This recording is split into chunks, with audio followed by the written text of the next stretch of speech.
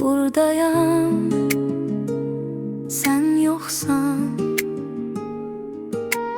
Işıklar yandı ama içim söndü. Min bakış var, bir nefer yoktu sen. Mikrofon elimde titreyir elə, çünkü bu ses sevgi değil, itkiden gelir. Adını demirəm, desem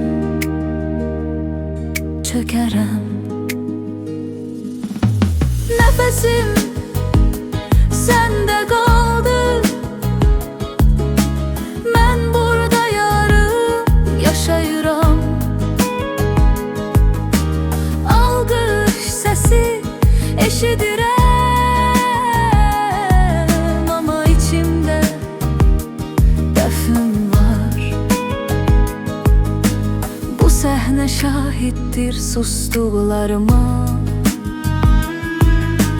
Her gece eyni yer, eyni yarama. Bir vaxt heç vaxt getmərəm dedin, indi yoxluğun məni hər gün tərk edir.